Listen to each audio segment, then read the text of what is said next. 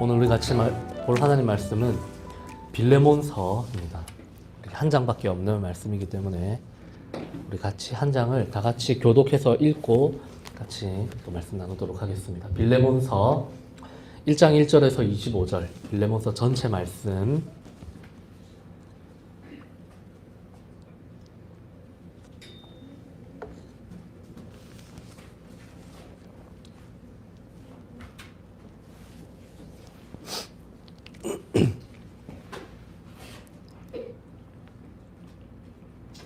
우리 한 절씩 교독하도록 하겠습니다. 제가 먼저 읽겠습니다. 그리스도 예수를 위하여 갇힌 자 된 바울과 및 형제 디모데는 우리의 사랑을 받는 자요 동력자인 빌레몬과 자매 아피아와 함께 병사된 아키포와 내 죄인 교회를 하나님 우리 아버지와 주 예수 그리스도로부터 은혜와 평강이 너희에게 있을지어다. 내가 항상 내 하나님께 기도하고 기도할 때에 너를 바라고 주 예수와 및 모든 성도에 대한 내 사랑과 믿음이 있음을 들음이니 이로써 내 믿음의 조제가 우리 가운데 있는 선을 알게 하고 그리스도께 이르도록 역사합니다. 형제여 성도들의 마음이 너로 말미암아 평안함을 얻었으니 내가 너의 사랑으로 많은 기쁨과 위로를 받았노라. 이러므로 내가 그리스도 안에서 담대하게 내게 마땅한 일로 행할 수 있었으나 도리어 사랑으로서 간구하노라. 나이가 많은 나 바울은 지금 또 예수 그리스도를 위하여 갇힌 자 되어 갇힌 중에서 나를 보내시기를 위하여 내게 간구하노라. 그가 전에는 내게 무익하였으나 이제는 나와 내게 유익함으로 내게 그를 돌려보내노니 그는 내 신복이라.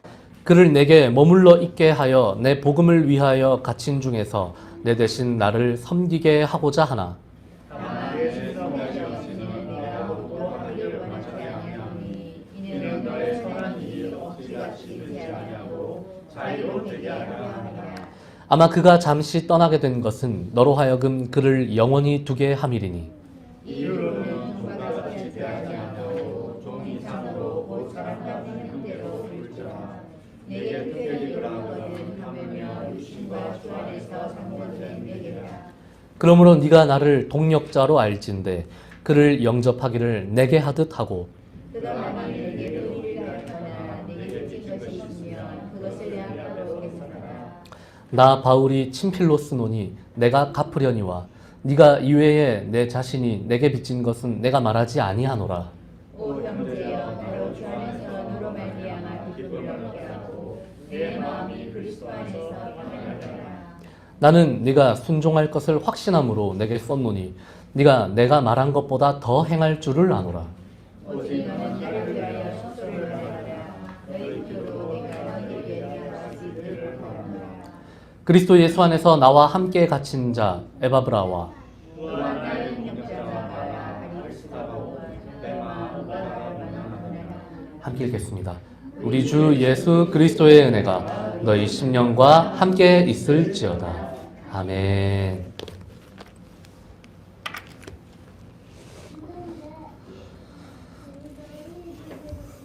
이제 지난주까지 우리가 요한복음의 첫 번째 막 1장부터 12장까지 이 표적의 책을 같이 살펴보고 제가 한동안 이제 서신서나 아니면 소예언서 이렇게 위주로 조금 이렇게 짧은 본문 위주로 조금 또 강해를 하다가 나중에 다시 요한복음 이제 영광의 책으로 이제 들어가겠다라고 말씀을 드렸는데 사실 뭘 설교해야 될지 잘 모르겠더라고요. 그래서 어떤 본문을 해야 될까? 소예언서를 할까? 서신서를 할까?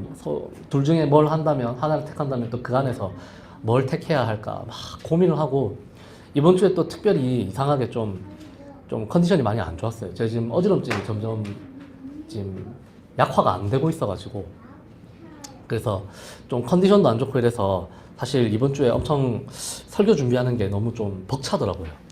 그래서 결국 이제 몇 년 전에 했던 거 재탕하기 신공을 오랜만에 다시 한번 썼습니다. 그래서 빌레몬서는 사실 제가 4년 전에 대학교에 오후 예배 때 했던 설교예요. 혹시 들으셨어요 그때? 제목이 기억나십니까? 그러니까 원래 이런 경우가 있기 때문에 하면 안 되는데 재탕신공을 쓰면 안 되는데 이번 주는 너무 버거워가지고 제가 어쩔 수 없이 했습니다.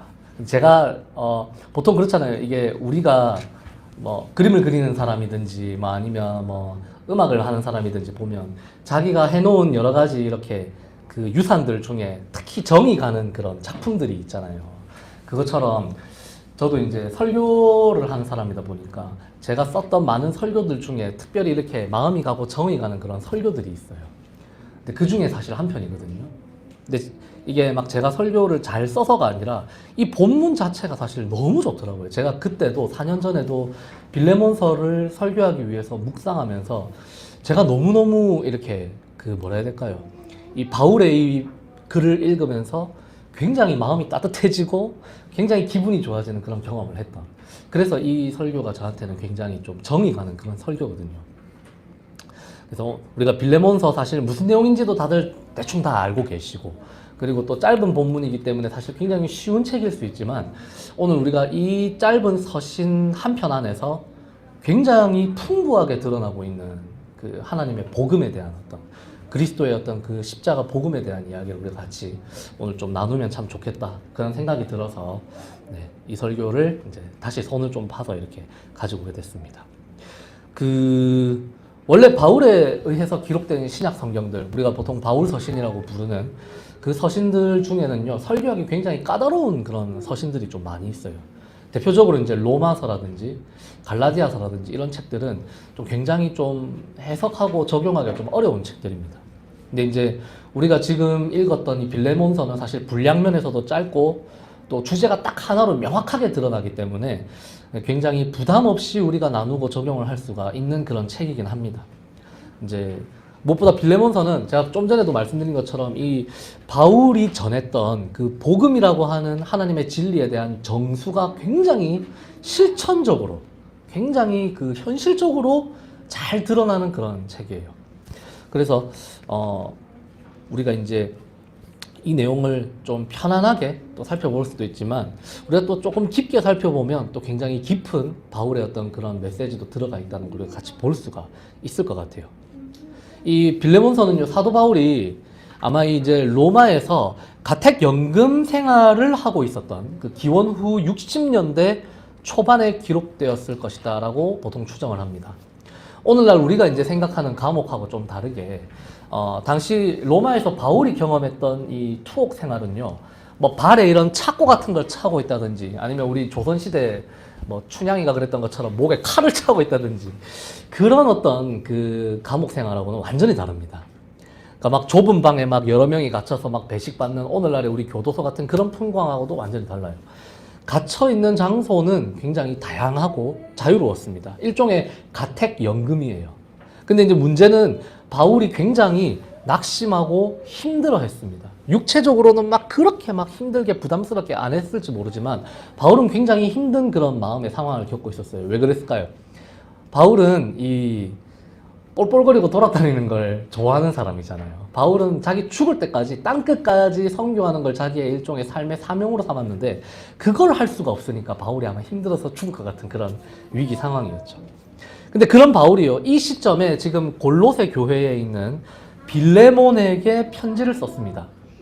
그 이유가 뭐냐면요, 이 빌레몬으로부터 도망을 쳐서 바울과 함께 머물고 있었던 오네시모라고 하는 한 노예를 그 빌레몬에게 다시 잠깐 돌려보내고 그 둘 사이를 중재해주기 위해서 이 편지를 썼어요. 대부분의 사람들은 어떻게 생각하냐면 아마도 오네시모가 이 주인 빌레몬에게서 뭔가를 훔쳐서 골로새에서 도망을 쳤다가 로마에서 바울을 만나가지고 함께 있게 되었을 것이다, 이렇게 추측을 합니다. 또 어떤 학자들은 오네시모가 뭔가 이 빌레몬에게 굉장히 큰 피해를 입혀서 금전적인 어떤 피해를 입게 만들어서, 그러니까 종이 보통 옛날에는 주인의 일들을 대행하는 경우들이 있었거든요. 장사도 마찬가지고 어떤 영업도 그렇고. 근데 그런 데서 큰 손해를 끼쳐서 내쫓김을 당했을 확률에 대해서도 이야기를 합니다. 근데 사실 우리가 정확한 내막은 알 수가 없어요. 왜냐하면 적혀 있지 않거든요. 기록이 없거든요. 근데 이제 우리가 편지를 읽어보면 명확하게 드러나는 사실 하나는 이 주인인 빌레몬 그리고 노예였던 오네시모 사이에 큰 갈등이 있다라는 것이죠. 그리고 주인과 종이라는 이 신분의 격차로 인해서 오네시모가 골로새에서 도망치듯이 나왔다가 이제 로마에서 바울을 만나서 그리스도인이 되었을 것이다 라는 것은 우리가 알 수가 있습니다. 그리고 바울이 이 둘의 이야기를, 이 둘의 문제를 내버려 두지 않고 지금 화해를 시키려고 하고 있다. 더 나아가서 이전과는 완전히 다른 관계로 설정해 주기 위해서 지금 빌레몬에게 이 편지를 쓰고 있다는 걸 우리가 알 수가 있어요. 제가 빌레몬서를 처음에 몇 년 전에 이제 이 설교를 준비하면서 처음에는 사실 좀 만만하게 봤거든요. 그냥 좀 몇 시간 연구해가지고 하면 되겠지라고 생각을 했는데 제가 일단 이렇게 그렇게 연구를 하고 묵상을 하다가 반성하게 된 게 이 짧고 간단한 편지를 쓰면서 바울이요. 굉장히 단어 하나하나에 심혈을 기울였다는 걸 제가 발견했거든요. 이제 많이 아시겠지만 바울은 그 당대 유대인들 중에서도 최고의 석학이라고 불릴 만한 굉장히 똑똑한 사람이었죠.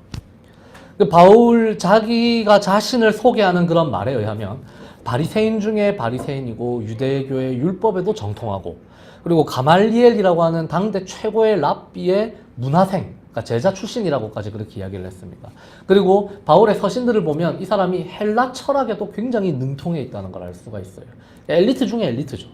근데 오늘 본문인 빌레몬서를 보면 그런 바울이 진짜 자신의 어떤 심혈을 기울여가지고 이 짧은 편지 하나를 쓰면서 자신의 모든 역량을 이 편지에 다 지금 쏟아붓고 있는 그런 것을 우리가 발견할 수가 있어요. 그러니까 문장과 문장 사이에 호흡을 막 조절해가면서 중요한 단어 하나 두 개를 가지고 이 빌레몬의 뇌리에, 이 빌레몬의 머리에 이게 콱 박혀 들어가도록 그렇게 지금 편지를 쓰고 있다는 거죠. 우리가 뒤에서도 살펴보겠지만 바울이 사도의 직분을 가지고 있는 교회의 지도자잖아요. 물론 바울의 사도권을 인정하는 교회들이 있었고 안에서 막 바울이랑 싸운 교회들도 있었지만 보통 바울이라고 하면 그 시대의 사도로 인정받는 사람인데 지금 바울은 도리어 자신을 낮추고 상대를 높이면서 그 와중에 자기 의도를 정확하게 거기 탁 꽂아 넣는 그런 이 굉장히 고도의 수사법을 지금 사용을 하고 있습니다. 참 재밌는 점이요. 이 편지가 10절에 이르기까지 그 수신자인 빌레몬과 지금 갈등 관계에 있는 이 오네시모의 이름을 한 번도 언급 안 한다는데 특이한 점이 있습니다. 바울은 편지의 이 서두에 해당하는 1절과 3절, 1절에서 3절을 통해서 이 문안 인사를 해요. 안부 인사를 전합니다. 이건 이제 그 당시 그리스 로마 세계에서 일반적인 관행이에요. 어떤 서신을 쓸 때 일반적으로 이런 절차들을 거칩니다.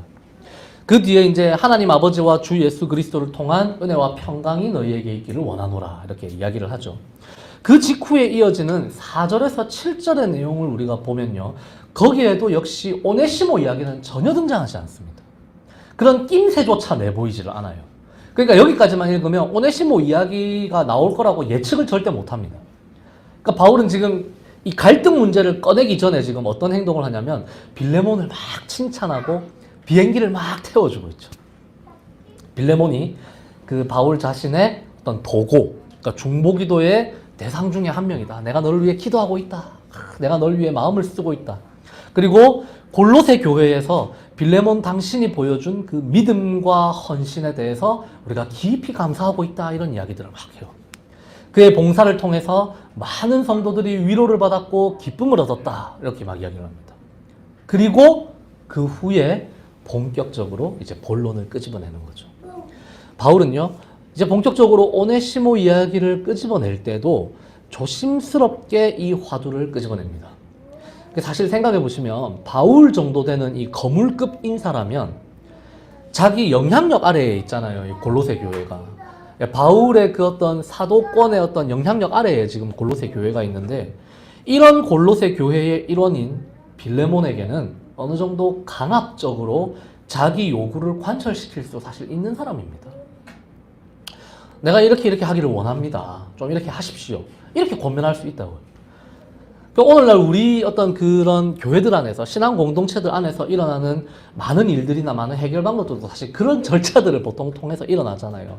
어떤 교회 안에 굉장히 강력한 리더십이라든지 아니면 뭐 굉장히 강력한 어떤 리더십의 어떤 모임이라든지 당회라든지 아니면 어떤 중직자들의 입을 통해서 이런 지시사항이 내려왔습니다. 보통 이렇게 전해지잖아요. 그죠?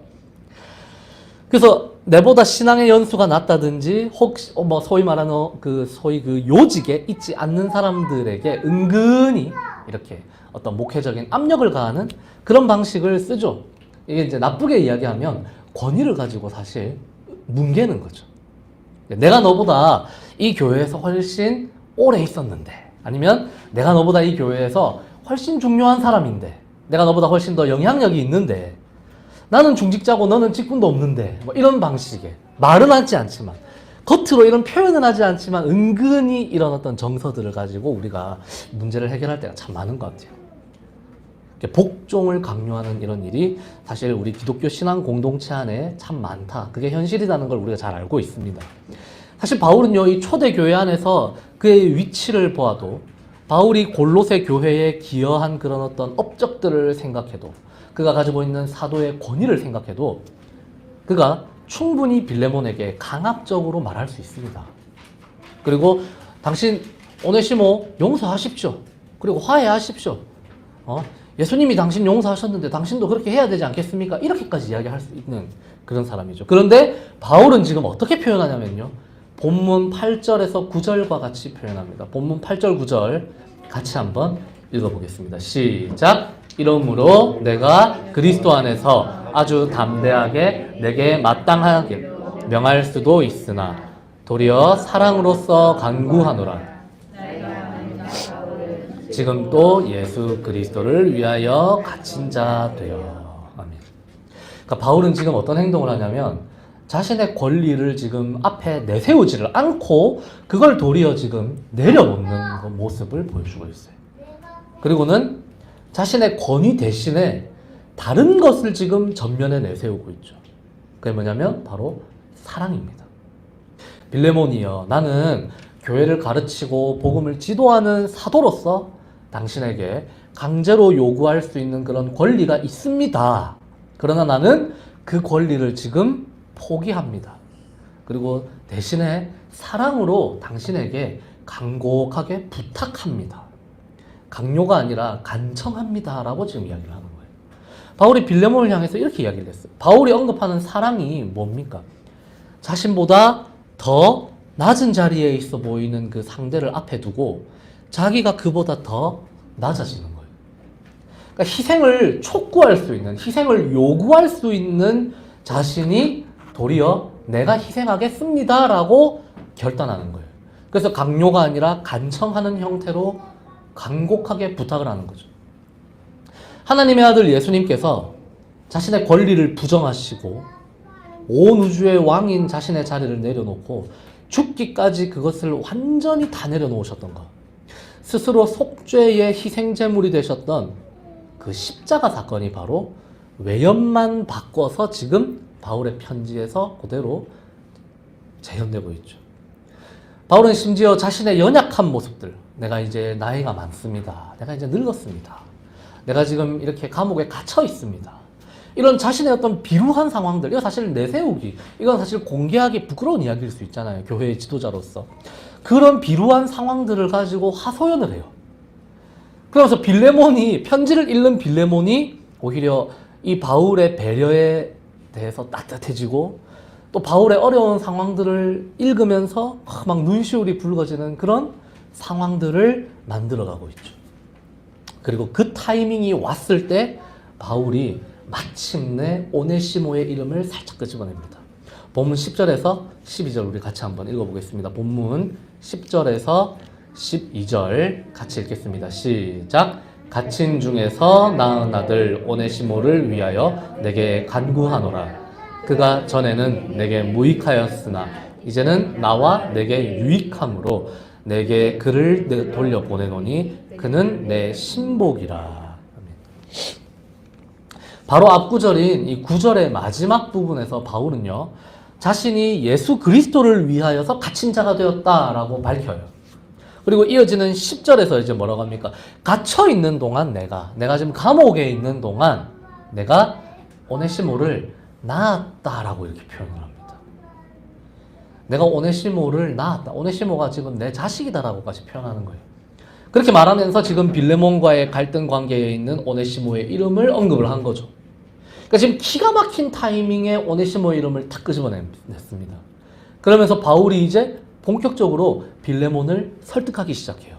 그를 설득하기 위해서 바울이 이 편지 전반에 걸쳐서 굉장히 종횡무진 휘두르고 있는 단어가 하나가 있습니다. 그게 뭐냐면요, 12절에서 오네시모를 설명하고 있는 그는 내 신복이라, 이 신복이라고 번역된 단어입니다. 여기서 죄송하지만 이 빌레몬서에 사용된 헬라어 단어 하나를 우리가 좀 같이 볼 필요가 있거든요. 제가 보통 이렇게 원어 인용하는 걸 별로 좋아하는 편이 아닌데, 이 빌레몬서를 우리가 조금 더 깊이 우리가 좀 보기 위해서는 이 단어는 우리가 꼭 짚고 넘어가야 될 것 같아서 제가 이 이야기를 합니다. 우리가 읽는 개역개정판 성경이, 한국어 성경은 아무래도 번역본이기 때문에 이런 원어의 묘미를 가끔씩 좀 못 살릴 때는 있어요. 그래서 요럴 때는 이제 제가 가끔씩 인용을 하는데요. 이제 물론 이제 여러분이 성경 읽으실 때는 막 원어에 그렇게 크게 막 관심을 안 가지셔도 사실 우리가 읽고 이해하는데 보통은 별로 문제가 없으니까요, 그죠? 네. 그래서 우리는 한국어 성경만 잘 읽어도 된다. 왜냐면 한국어 성경조차 잘 안 읽기 때문에 한국어 성경이라도 우리가 좀 그래도 읽으면 된다, 이렇게 생각해 주시면 좋겠고, 본문 12절에서 지금 바울이요, 오네시모를 향해서 쓰고 있는 표현이 신복이라고 번역되는 이 단어가요, 여기에서 신복이라는 우리 한국어 번역은 여기 한 번만 등장하지만 오늘 본문 전체를 돌아다니는 핵심적인 헬라어 단어예요. 근데 놀랍게도 똑같은 단어가 이미 본문 7절에도 한번 등장을 했습니다. 형제여 성도들의 마음이라고 하는 데서 마음으로 번역된 단어입니다. 그리고 이 단어는요, 본문 20절에 가면 또 한 번 마음이라고 번역이 되어 있어요. 내 마음이 그리스도 안에서 평안하게 하라 라는 문장 안에서, 그러니까 아무리 생각해도 여러분 생각해보세요. 마음하고 신복이라는 이 가장 아끼는 사람이라는 단어 사이에 연관성이 그렇게 깊이 나타나 보이지는 않는 것 같잖아요, 그죠? 근데 어떻게 하나의 이런 단어를 가지고 이렇게 다른 두 개의 의미로 우리가 번역을 할 수가 있었을까? 그것은 바울이 지금 이 단어, 이 스플랑크나라는 이 헬라어를 가지고 굉장한 언어 유희를 지금 쓰고 있기 때문입니다. 읽을 줄 몰라도 상관없습니다. 그냥 스플랑크나라는 단어인데요. 이 단어를 가지고 이 단어를 직역을 하면, 완전히 그냥 직역을 해버리면 이것은요, 우리 신체 중에 배 중에서도 내장 혹은 창자를 가리키는 단어로 보통 직역이 됩니다. 고대의 그리스 로마 사람들은요, 오늘날처럼 이렇게 발달된 의학 지식을 가지고 있었던 게 아니잖아요. 그렇기 때문에 사람의 감정이 관련되어 있는 이런 어떤 격한 표현들을 할 때 보통 이 스플랑크나라는 단어를 썼어요. 배 혹은 내장 혹은 창자를 뜻하는 이 단어를 이용했다는 거죠. 재밌는 점은 이 복음서에 기록된 예수님의 말씀에도 이 단어를 이용한 감정 표현이 존재합니다. 마태복음 9장 36절 말씀이에요. 제가 읽어드리겠습니다. 무리를 보시고 불쌍히 여기시니 이는 그들이 목자 없는 양과 같이 고생하며 기진함이라. 이 구절은 주님이 이제 그 군중들을 보고 그 마음에 아픈 그런 감정, 이 안타까움과 아픔 이런 것들이 복합적으로 이렇게 나왔던 그런 감정을 표현하는 그런 구절인데, 여기서 불쌍히 여기신이라고 번역된 이 대목을 문자 그대로 그 헬라어 원문을 보면 뭐라고 되어 있냐면 스플랑크나가 흔들렸다 이렇게 표현이 되어 있습니다. 그러니까 내장이 흔들리고 찢어지는 그런 아픔을 겪었다. 예수님이 군중들을 보면서 그렇게 했다는 거예요. 그러니까 우리식으로 말하면 우리 한국에도 그런 표현 있잖아요. 창자가 끊어지는 그런 아픔, 그렇게 이야기하잖아요, 보통. 그런 아픔을 느끼셨다는 거죠. 7절에서 이 바울은요, 빌레몬으로 인해서 뭇 성도들의 마음이 평안함을 얻었다. 그걸 갖다가 이 스플랑크나가 평안함을 얻었다. 이렇게 표현을 했어요. 예수님이 아프고 병든 자들을 보시면서 창자가 뒤틀리는 듯한 고통을 느끼셨던 것과 반대로 빌레몬을 통해서 골로새 교회의 성도들은 창자가 편안해졌다. 이제 우리 성서식으로 말하면 샬롬을 누렸다라고 바울이 이야기하는 거죠. 근데 10절에 보면 바울이 오네시모를 가리켜서 내가 갇힌 중에 낳은 아들이다 라고 표현하면서 내 신복이다, 내 스플랑크나라고 말해요. 근데 여기서 낳았다라는 표현도 사실 굉장히 의미심장합니다. 왜냐하면 고대인들은요, 자식을 낳는 그 기관도 스플랑크나라는 단어로 다 뭉뚱그려서 표현을 했거든요. 그러니까 다음 그림을 보시면 빌레몬이 형제 자매들의 마음, 이 스플랑크나를 평안하게 해줬어요. 그러나 바울은 자신의 이 스플랑크나의 고통을 얻어가면서 오네시모를 그리스도인으로 만들었습니다. 우리가 보통 출산의 고통, 내장이 찢어지는 듯한 그 출산의 고통 이야기할 때도 이 스플랑크나라는 단어를 썼거든요, 고대인들이. 그 결과 이제는 오네시모가 바울의 신복, 바울의 스플랑크나가 됐어요. 그렇다면 20절에서 바울이 빌레몬을 향해서 간청하고 있는 내 마음이 그리스도 안에서 평안하게 해달라라는 이 말은 과연 바울 자신의 이 마음을 편안하게 해달라 이런 뜻일까요? 아니면 바울의 또 다른 스플랑크나를, 바울의 또 다른 신복인 마음인 오네시모를 평안하게 해달라는 말일까요? 둘 다일 가능성이 저는 높다라고 생각해요. 그러니까 바울이 굉장히 고도의 수사법을 쓴 거죠. 내 마음도 편안해지고 빌레몬 당신을 통해서 내 마음이 편안해지고 그것은 곧 이 내 또 다른 스플랑크나인 오네시모도 편안해지는 것. 이것이 곧 하나다라는 걸 빌레몬에게 지금 표현을 한 거예요. 이는 중의적인 표현을 통해서 바울은 빌레몬이 오네시모를 용서해주고 그를 형제로 받아들여주면 좋겠다. 그것이 곧 나의 심장을 편안하게 만들어주는 것입니다. 라고 지금 빌레몬에게 표현을 한 거죠. 바울의 심장이라는 표현을 제가 썼는데요. 저는 사실 오늘날 우리가 가장 번역하기에 편안한, 가장 적실한 이 스플랑크나라는 단어를 우리가 잘 번역하면 심장이라는 단어로 번역하는 게 제일 좋겠다라는 생각을 했어요. 심장이라는 말에는 앞서 번역된 이 스플랑크나의 의미들이 다 포함될 수가 있거든요. 우리가 보통 문학적으로 심장이라는 표현을 쓰잖아요. 우리가 마음을 이야기할 때도 우리 심장이라고 표현할 때가 있고, 그죠? 그래서 마음이 아프다, 마음이 찢어진다, 이걸 어떻게 표현합니까? 바꿔서 내 심장이 너무 아프다, 내 심장이 찢어진다, 고통스럽다, 이렇게 표현하기도 하죠. 그리고 사람들은 보통 자신이 가장 중요하게 여기는 그 무엇을 가리켜서 내 심장과 같다라는 그런 표현들을 쓰거든요. 그러니까 빌레몬은 많은 사람들의 심장을 편안하게 해준 사람입니다. 근데 바울은 이제 자신의 심장으로 낳은 아들, 이제 또 다른 자신의 또 하나의 심장이 된 이 오네시모도 빌레몬을 통해서 마음의 평안, 곧 심장의 편안함을 얻기를 기대하고 있는 거죠.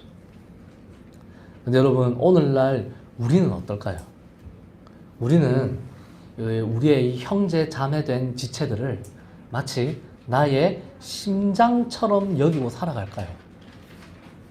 내 옆에 동료가 아픔과 고난을 겪을 때 우리가 마치 내 심장이 지금 찢어지는 것 같은 그런 감정을 우리가 보통 느끼고 살아갑니까? 잘 그렇지 않죠. 그런 의미에서 우리가 지금 옆에 앉아있는 사람을 향해서 한번 이렇게 이야기해보면 좋겠습니다. 당신은 나의 심장입니다. 이렇게 한번 이야기해보세요. 해보세요. 민준이하고 승환이 한번 해보세요. 서로 얼굴 마주보고 당신은 나의 심장입니다. 우리 모두가 지금뿐만 아니라 항상 그리스도 안에서 이 고백을 해나가고 지켜갈 수 있는 그런 우리 광야교회가 되기를 소망합니다. 우리 스플랑크나라는 단어에 집중하는 동안 우리가 하나 간과하고 넘어간 부분이 있어요. 그게 뭐냐면 이 편지의 서두와 또 말미에 언급되어 있는 결코 적지 않은 수의 이 동역자 명단입니다. 이상하지 않습니까, 여러분? 생각해 보세요. 바울이요, 지금 이 편지를 쓴 것은 빌레몬에게 썼어요. 빌레몬과 오네시모 사이에 존재하는 문제를 해결하고 싶어서 빌레몬 개인에게 사실은 쓴 편지입니다. 근데 이 편지의 서원을 보시면 바울의 이름뿐만 아니라 디모데 이름도 들어가 있죠. 그리고 편지의 수신자는 빌레몬 한 사람이 아니라 함께 자매된 아비아, 함께 병사된 아키포, 그리고 빌레몬의 집에서 모임을 갖는 교회라고 설정이 되어 있어요. 마찬가지로 편지의 마무리 부분을 보시면 바울이 썼다, 내가 친필로 이렇게 썼다라는 표현 이외에도 뭐라고 되어 있습니까? 바울과 함께 갇혀있는 에바브라 이름이 등장하고 있고, 그리고 바울의 동역자인 마가의 이름, 아리스다고의 이름, 훗날 바울을 떠나게 되는 데마의 이름, 마지막으로 누가복음과 사도행전의 저자인 누가라는 사람도 함께 언급이 되어 있죠. 그럼 생각해 보시면 이상합니다. 이 사적인 어떤 갈등 문제를 지금 해결해 주기 위해서 쓴 편지인데 왜 이렇게 많은 인물들의 이름을 언급하고 있을까? 그것은 바울과 빌레몬과 오네시모가 오늘 이 시대를 살아가는 우리 모두 또한 마찬가지로 그리스도 안에서 하나의 몸, 교회에 속해 있기 때문입니다. 주인인 빌레몬과 노예인 오네시모 사이에 일어나는 이 문제, 오네시모가 주인 빌레몬에게서 도망친 이 문제는요, 얼핏 보면 지극히 사적인 영역에서 일어난 사건이고 또한 신분 혹은 계층 간 문제로 우리가 이해를 할 수 있지만 이들이 다름 아닌 교회의 구성원이기 때문에 좋든 싫든 교회 전체가 지금 이 문제에 엮여 있는 거예요. 좋든 싫든 교회 전체가 이 문제를 함께 고민해야 되고 함께 해결해 나가야 하는 공동 주체가 되어 있는 것입니다. 그러니까 바울이 누차 강조한 것처럼 교회라는 공동체는 어떻습니까? 머리 대신 그리스도 안에 한 몸으로 지어져가는 운명 공동체, 가족 공동체이기 때문에 그래요. 그렇다면 우리는 공동체 안팎에서 우리의 지체된 사람들을 둘러싸고 일어나는 여러 가지 문제들을 과연 어떤 관점에서 어떤 시선에서 우리가 바라보고 있습니까? 나와 직접적으로 엮이지 않았다면 이것은 그냥 타인의 문제다라고 여기는 경향이 우리 안에서 분명히 있을 수 있거든요. 우리가 속칭 포스트 모더니즘이라고 하는 시대를 살아가면서 남녀노소를 막론하고 사실 많은 부분에서 철저하게 우리 어떤 개인주의를 넘어서서 이제는 이기주의적인 그런 모습들로 이 사회가 변해가고 있잖아요. 저는 이 사회를 대표하는 한 가지 요즘 쓰는 은어인데 요즘 쓰는 단어가 이 누칼협이라고 생각해요. 누칼협이 무슨 뜻인지 아세요? 그렇게 하라고 누가 칼 들고 협박함? 이런 뜻이에요. 그러니까 누가 칼 들고 협박했냐는 거죠. 네 선택이고 그거에 대한 네가 결과 책임지는 건데 그거 왜 다른 사람들의 어떤 도움을 기대하냐, 자비를 기대하냐, 누가 칼 들고 협박했어? 이렇게 이야기하는 거죠. 이게 사실 맞는 말이기도 한데 한편으로는 다른 한편으로는 너무 매정한 그런 말이잖아요. 네가 죽든 말든 그건 네 책임이지, 이런 이야기거든요. 그래서 우리 교회 안에서만큼은 무칼협이라는 이 단어가 안 쓰였으면 좋겠다라는 게 저희 개인적인 어떤 바람입니다. 좀 사실 공동체 정신, 공동체성이라는 게 오늘날 급격한 속도로 해체되고 있는 걸 우리가 보거든요. 서로를 향해서 벽을 자꾸 쌓아가고 있는 이 개개인들의 모습들만 덩그러니 남아있는 이 모습이 교회들 안에도 사실은 수두룩하게 존재하고 있죠. 우리는 안 그렇습니다라고 그 어느 교회가 자신 있게 이걸 말할 수가 있겠어요. 우리 광야교회는 어떻습니까? 우리는 서로의 아픔을 각자 자신의 아픔으로 받아들이고 누군가 갈등과 문제에 휘말리면 모두가 그 사람의 문제를 자기 문제처럼 자신의 일처럼 자신의 아픔으로 받아들이고 그런 해결하기 위해서 같이 노력한다라고 우리가 자신 있게 이야기할 수가 있을까? 지금은 어느 정도 그게 가능한지도 모르죠. 우리가 아직은 작으니까, 그렇죠? 근데 우리가 언제까지 이 모습을 끝까지 지켜갈 수 있을까? 우리가 결코 교만하지 않고 자만하지 않고 항상 우리가 이런 경각심을 가지고 살았으면 좋겠다는 그런 생각이 들어요. 참 쉽지 않은 문제지만 신자들이라고 해도 나와 아주 긴밀한 사이거나 나와 어떤 이익관계에 얽혀있는 사람이 아니면 같은 공동체 안에 있건 없건 그냥 남으로 치부하기가 쉽고 관심을 두지 않기가 참 쉽습니다. 오히려 그런 경우도 있죠. 엮일까봐 두려워하는 경우. 내가 이 사람의 문제에 발을 담그게 되면 나도 같이 고통스러워지고 나도 같이 괴로워지는데 라는 생각 때문에 이 사람이 문제를 겪고 있는 걸 보고 있으면서도 외면하는 거예요. 모르는 척 하는 거예요. 저는 많이 당해봤죠. 지금도 당하고 있고 사실. 근데 우리는 사실 그렇게 하면 안 되는 사람들이죠. 왜냐하면 우리는 그리스도 안에서 한 몸을 이루는 교회로 부름을 이미 받았기 때문입니다. 좋든 싫든 우리가 그리스도 안에서 이미 한 몸으로 지어져 가고 있기 때문에 그런 거죠. 그러니까 바울은요, 빌레몬과 오네시모 사이에 일어나고 있는 이 일이 단지 둘 사이에서만 해결되는 문제가 아니라는 걸 너무나 잘 알고 있었어요. 이것은 하나님 앞에서 일어난 일이고 그리스도의 은혜 가운데 온 교회가 성령의 도우심으로 함께 해결해 나가야 되는 공동의 과제라는 것을 바울이 잘 인식하고 있었던 것입니다. 그 인식의 일환으로 바울이 이렇게 말을 합니다. 본문 17절에서 19절 말씀입니다. 우리 같이 한번 읽겠습니다. 본문 17절에서 19절 말씀 시작. 그러므로 네가 나를 폭력대로 알진대 그를 영접하기를 내게 하라고 그가 만일 내게 의를 하였거나 내게 빚진 것이 있으면 그것을 내 앞으로 계산하라. 나 바울이 팀필러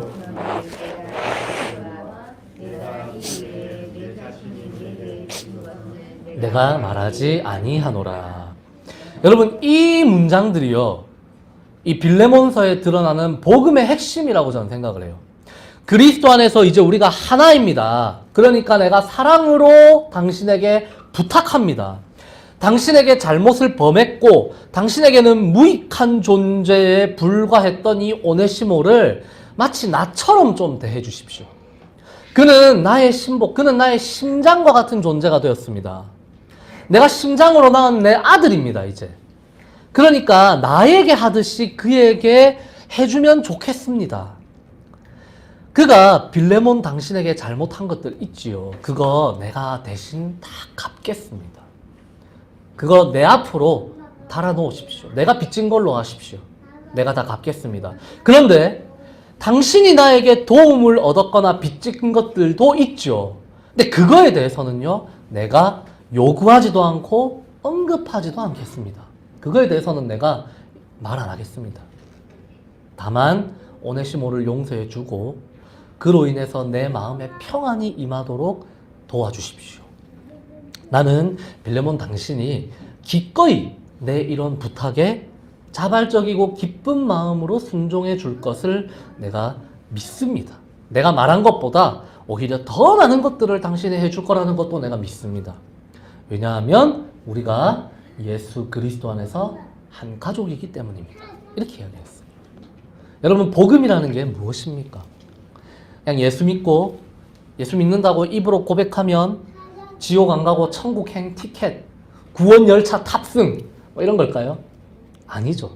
그런 값싸고 편협한 복음은 예수님이 우리에게 보여주신 적 없고 바울도 교회에 가르친 적이 없습니다.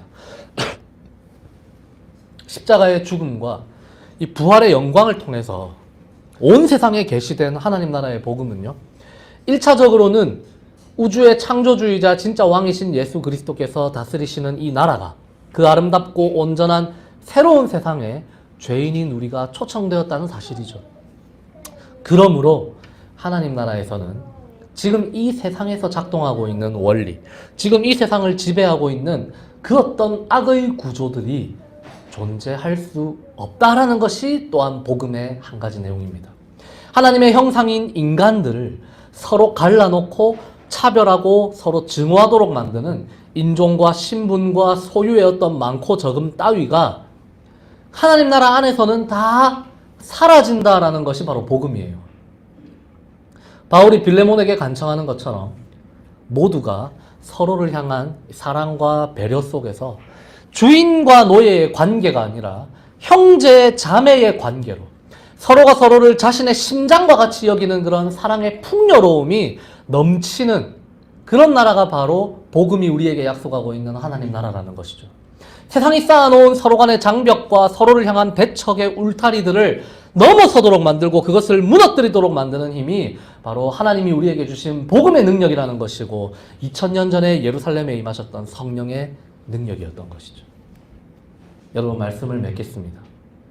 그래서 이 편지가 전달된 후에 오네시모와 빌레몬의 관계가 어떻게 됐을까요? 그건 여기 안 나오잖아요. 그죠? 빌레몬은 오네시모를 용서하고 오네시모를 이제는 종이 아니라 형제로 받아들였을까요? 오네시모는 빌레몬을 찾아간 이후에 어떤 삶을 살게 됐을까요? 저는 그 질문에 대한 해답을 성경 안에서 하나, 성경 밖에서 하나씩 찾아봤습니다. 먼저 골로새서 4장 9절 말씀입니다. 골로새서 4장 9절 말씀 같이 한번 읽어보겠습니다. 시작! 신실하고 사랑을 받는 형제 오네시모를 함께 보내노니 그는 너희에게서 온 사람이라. 그들이 여기 일을 다 너희에게 알려주리라.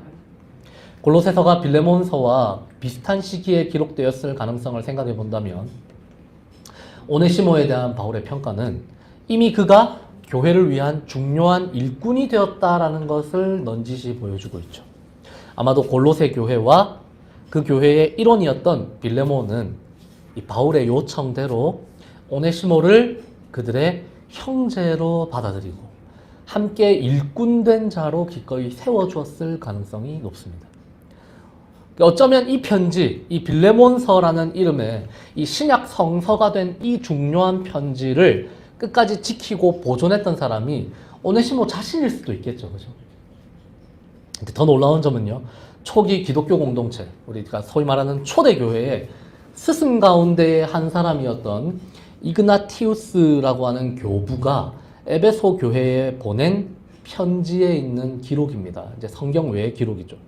거기서 이그나티우스라고 하는 이 교부가요, 에베소 교회의 감독을 향해서 뭐라고 부르냐고 있냐면 오네시모라고 부르고 있어요. 그러니까 그 오네시모가 물론 동명이인일 수도 있지만 그 오네시모가 만약에 오늘 본문에 등장하는 바로 이 오네시모라면 한때 빌레몬의 무익한 노예에 불과했던 이 사람이 바울을 통해서 예수 그리스도를 자신의 주로 고백하고 자기 주인이었던 빌레몬과 화해하고 골로새 교회의 일원이 되었다가 훗날 그 가까운 에베소 교회의 지도자가 되었을 가능성이 있는 거죠. 더 이상 다른 사람들에게나 교회에 무익하지 않은 이 오네시모 자신의 이름의 뜻대로 유익한 존재가 된 것입니다. 그것은 사도 바울을 통해서 전달된 이 짧은 서신에 듬뿍 담겨 있는 그 십자가 사랑의 진리가 나를 낮추고 형제를 사랑하고 용납하고 받아들이고 용서하는, 그리고 종과 주인 사이의 경계를 무너뜨린 그 십자가의 진리가 빌레몬과 골로새 교회 성도들의 마음을 움직였고 하나님 나라 복음의 원리에 따라서 오네시모가 그들의 형제가 되고 그들의 이 스플랑크나 그들의 심장과 같은 존재로 용납되었기 때문인 것이죠. 우리 광야교회 그리고 우리가 교회 성도 여러분, 교회의 참된 능력이 어디로부터 나올까요? 우리가 소위 말하는 성령 충만, 진짜 이 성령 충만한 사람이란 어떤 사람입니까? 사도 바울이요, 이 편지를 통해서 빌레몬에게 지금 당장 우리가 노예 제도를 철폐하자 이렇게까지는 이야기를 안 했습니다. 그죠? 바울은 그런 제안을 할 필요가 없었어요. 노예 제도가 철폐되면 안 된다는 이야기가 아니라 노예 제도가 이미 참된 교회 안에서는 의미가 없었기 때문입니다. 이미 그 장벽이 사라진 모습이야말로 참된 교회의 지표였기, 표지였기 때문이죠. 성령 안에서 하나된 이 참된 공동체, 진정한 교회는요, 사회적 변혁이 일어나기 전에도 그 공동체 안에서는 그 어떤 사회적인 악습이나 관행이나 제도적인 구조학들이 자리할 수 없어야만 한다라는 걸 바울은 잘 알고 가르쳤어요. 바울이 성령의 사람이었고 그에게 내주하시는 것처럼 모든 사람들의 이 스플랑크나에, 모든 사람들의 심장에 성령이 함께 하신다는 것을 바울은 확신하고 있었습니다. 그러니까 이걸 담대하게 요청을 했던 것이죠. 성령이 교회를 태어나게 하시는 것처럼 성령께서 그 교회를 지키고 교회가 교회되게 이끌어 가신다는 것을 바울이 잘 알고 있었습니다. 그래서 바로 그 교회, 그 그리스도의 몸된 교회 안에서는 신분 간의 격차나 서로를 향한 어떤 미움이나 증오나 과거에 있었던 어떤 원한들마저도 사랑 안에서 다 해결될 수 있다라는 걸 바울이 믿었다는 것이죠. 우리는 어떻습니까? 우리는 교회를 다니면서도, 우리는 신앙생활을 하면서도 이 세상에서는 저놈과의 문제가 결코 해결되지 않을 것이다 라는 그런 믿음을 가지고 살아가잖아요. 하나님은 전지전능하시지만 요 문제만큼은 죽어야 해결될 것이다 라는 그런 이상한 믿음을 가지고 살아가는 경우가 참 많잖아요, 우리 안에. 그죠? 그런데 바울은 우리와 다른 믿음을 가지고 있었던 거죠.